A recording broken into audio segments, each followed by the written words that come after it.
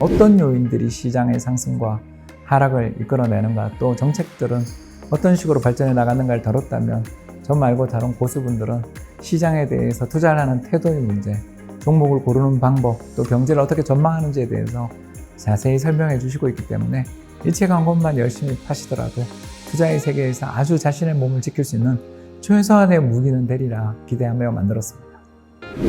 제가 쓴 부분은요, 크게 보면은 세계 경제 성장축, 소비축이 미국에서 아시아 쪽으로 이전될 것이다. 그러면서 중국도 아시아 경제가 성장하기 때문에 장기적으로 세계 경제는 밝다. 그래서 아시아 쪽에 투자를 많이 해야 된다. 그런 큰 흐름인 거예요. 1장부터 4장까지 연관성이 없는 것 같지만 연관되어 있는, 하나의 주제로 연관되어 있는 투자의 신세계라는 주제로 엮여져 있는 그러한 좀 색다른 책? 독자분들한테 어떤 내용을 좀 전달하면 또 좋을까 고민을 좀 많이 해봤는데, 그리고 제가 좀 제일 잘하는 게, 저는 어쨌든 뭐 산업이나 다양한 산업이나 이제 기업들을 많이 제가 공부를 하니까 그런 것들에 대해서 한번 좀 전달을 했으면 좋겠다.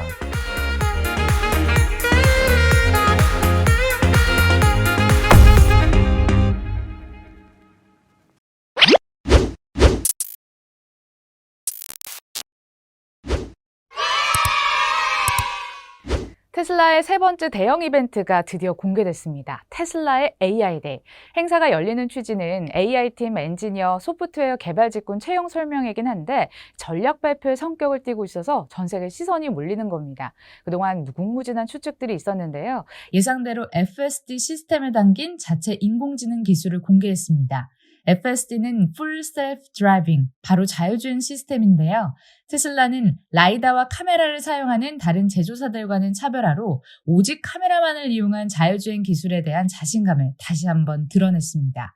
카메라를 통한 1차 정보가 테슬라 AI 신경망을 거쳐 3차원 벡터 공간으로 불리는 2차 정보로 변환되어 이를 기반으로 차량의 커브길이나 교통신호, 주변 차량의 속도 및 내차와의 거리 등 모든 주변 상황을 판단하고 예측한 뒤 스스로 주행할 수 있다고 합니다.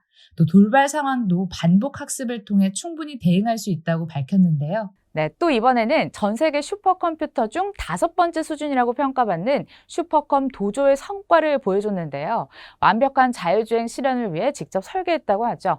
도로 위에서 0.1%의 실수도 용납되지 않을 이 완벽한 AI 개발을 위해선 많은 데이터를 통한 학습이 필수적이고요. 엄청나게 방대한 데이터를 처리하기 위해선 슈퍼컴퓨터 도조의 역할이 필요합니다. 도조는 D1 칩 3000개를 조합하여 초당 1000경회 연산의 성능을 갖췄다고 합니다. 모든 테슬라가 도로 위에서 달리면서 주행 데이터를 수집하잖아요. 그 수집된 데이터를 인공지능이 학습하는 데 사용되고 있습니다. 놀랍죠?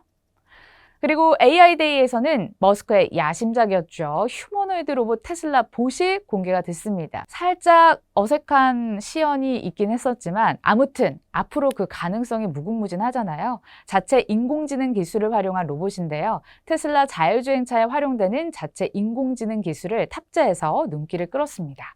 테슬라는 틀림없이 세계 최대 로봇 회사라고 강조도 했네요.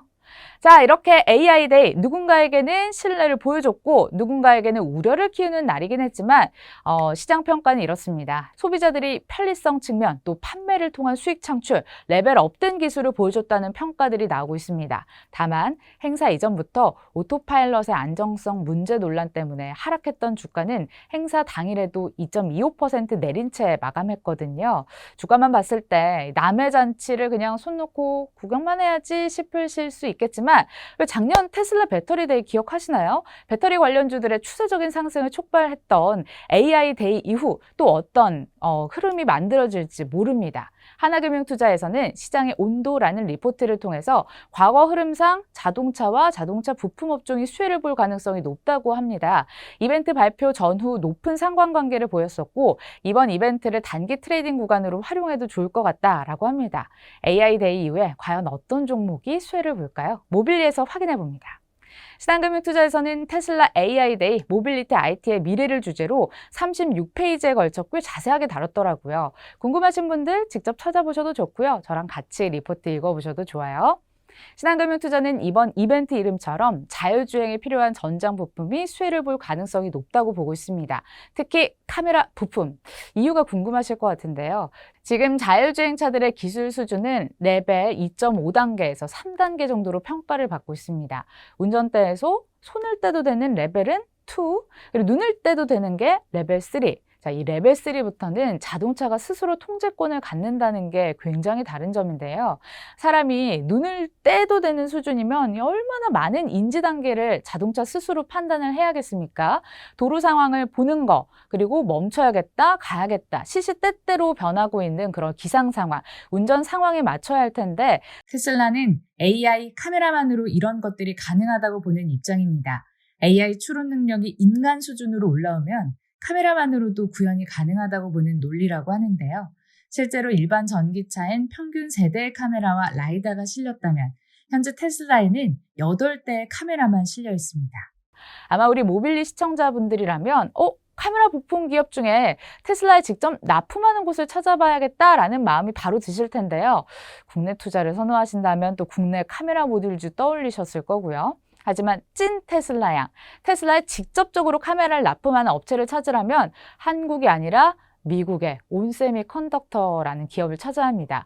글로벌 카메라 모듈 1위 업체이자 테슬라 전면 카메라에 채택된 곳이기도 하고요. 가격 단가도 다른 곳보다 3배나 낮아서 자체 생산 아니면 비용 절감을 추구하는 테슬라가 마다할 리 없겠죠. 실망하시기에 아직 이를 수 있습니다. 현재 도로에서 볼 수 있는 자율주행 탑재 차량은 레벨 2 수준인데 대부분이 카메라와 레이더 센서를 결합한 방식을 통해 운전하고 있습니다. 당분간 카메라가 인지 센서로 계속 더 쓰일 가능성이 높다고 하고요. 자율주행 레벨 3 이상에서는 후방 카메라 말고도 전방 카메라, 멀티 카메라 탑재가 요구된다고 하죠. 카메라 탑재 대수도 더 늘어나겠다는 생각이 드는데요. 그럼 굳이 또 테슬라 향이 아니더라도 카메라 모듈주들의 고성장을 기대해 볼 수 있겠고 스마트폰 카메라 침체로 부진했던 카메라 모듈주들의 구조적인 성장도 기대해 볼 수 있겠습니다.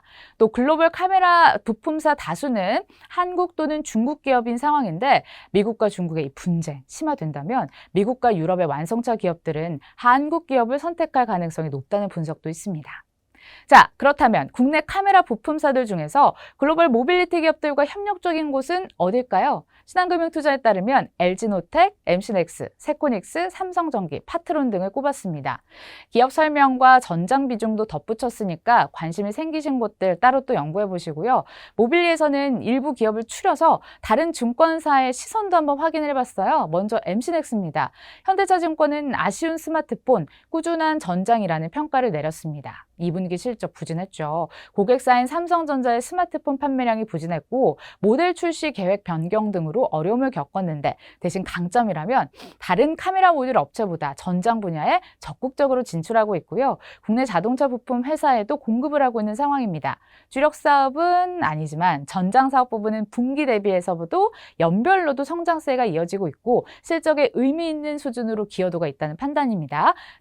단기적으로 당장 본업인 스마트폰량 실적 회복이 두드러지는가가 중요하다는 평가, 목표 주가는 59,000원으로 하향했습니다.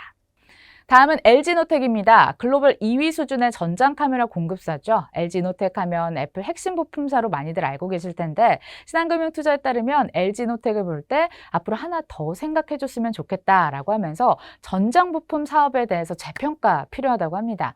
전장 매출은 국내 IT 부품사 중에 가장 큰 규모라고 하네요. 전장 매출만 2021년 1.4조, 2022년에는 1.7조 증가가 될 전망이라고 합니다. 특히 차량용 반도체 부족 사태에도 전장 매출이 견조했다는 평가가 있습니다.